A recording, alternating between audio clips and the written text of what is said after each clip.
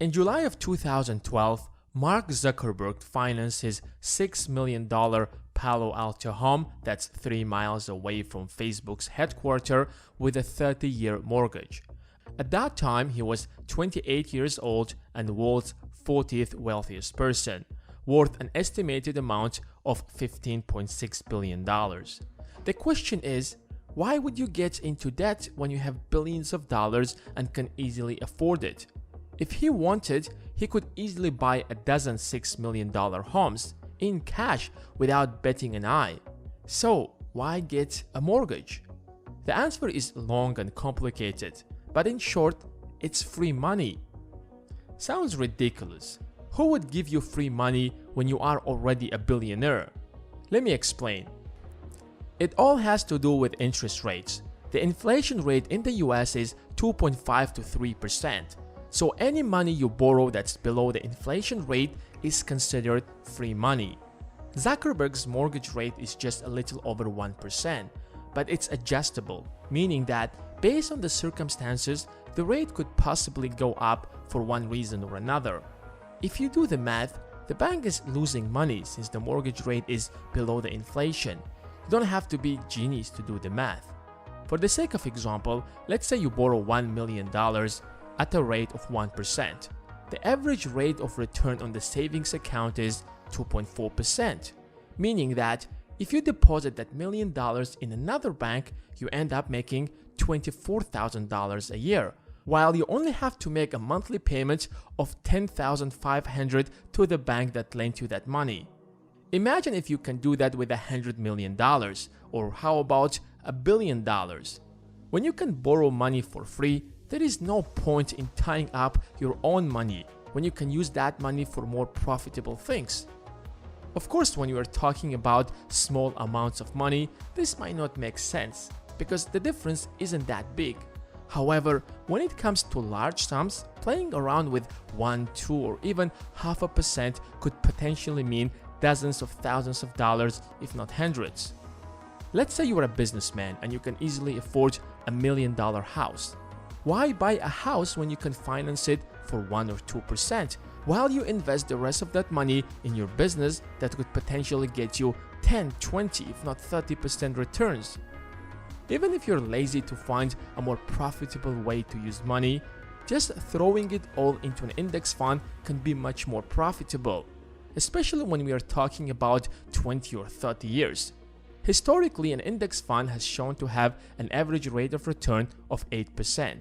If you take a mortgage and invest your money in an index fund, the percentage difference will end up in your pocket. It all comes down to opportunity cost.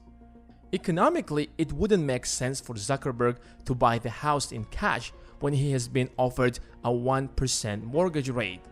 But he is not the only one who is so smart to do that. Take Elon Musk, for example. Most of his wealth is tied to Tesla and SpaceX. To buy a house for $20 million, he probably might need to sell a considerable chunk of his wealth, pay taxes, and incur other expenses. However, he can take free money and keep his monthly payments under his budget. He took out a $61 million mortgage for 5 properties in California with a monthly payment of $180,000. That's not unique to billionaires, by the way. It's also practiced by moderately rich people like Jay-Z or Beyoncé. They took a mortgage to buy their $88 million house. They put 40% down payment and financed the other $52.8 million. That leaves the couple with $150,000 of monthly payments. In comparison, the national median home value is around $200,000. Instead of tying up $53 million in a house, he definitely knows where to invest it to maximize his profit. At the end of the day, he has made a lot of great investments and he's on his way to becoming a billionaire. The richer you get, the better ways you find to make more money. But let's be honest, not everyone gets such a low mortgage rate. Nationwide, it's around 3%. But even at that rate, it still doesn't make sense to purchase a house if you can finance it. However, wait a second, let's make this clear. Why do the super rich get a lower rate in the first place than the rest of the country? First of all, when you are a billionaire, the bank can sleep calmly because no one is worried that you might default on your loan, and in case if something happens, you can easily sell part of your business to pay back your mortgage. That takes out the risk out of the equation. Now compare that to an average employee who could get sick and not be able to work or just lose his job for one reason or another. Secondly, paying your mortgage on time every month helps you build and maintain a healthy credit score. So when you're in trouble next time, with a strong credit score, it will be much easier to borrow money from the banks. You're basically building trust between you and the financial institutions. But it also could be the other way around.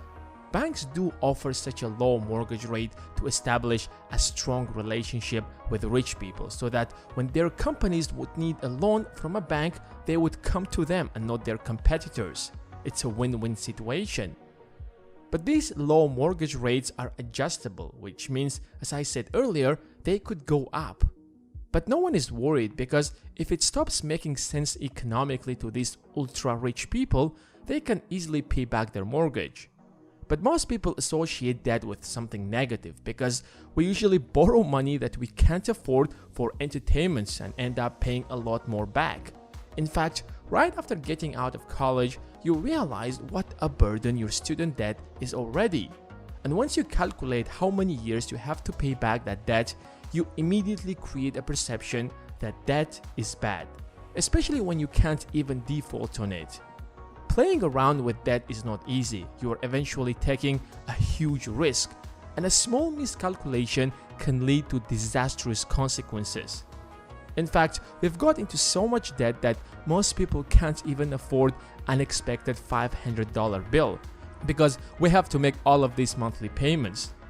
However, that's what distinguishes bad debt from the good one.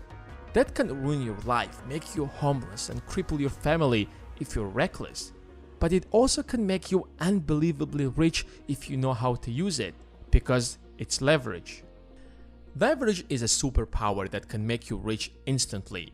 Let's say, for the sake of example, you buy this house for $10,000, go to the market and sell it for $11,000. Congrats, you just made a profit of $1,000.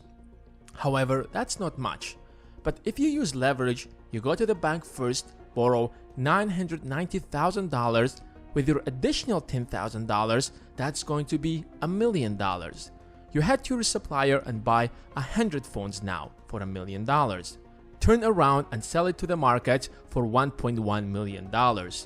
But you still owe the bank, so you go back to the bank again and return them $990,000 that you borrowed earlier, and another $10,000 in interest. Now you're left with $100,000. After you deduct your own $10,000, you're left with $90,000 of pure profit. That's how you make money when you don't have money. The bank made their share of the profit and you made yours. Of course, when you take this formula to the extreme and it's not regulated by the governments and practiced by everyone in the Wall Street, it turns into a financial crisis, as it happened in 2008. Remember when home prices crashed and then they took down the entire economy with them? Well, it's because the investment banks used leverage to maximize their profit to the point where their strategy backfired.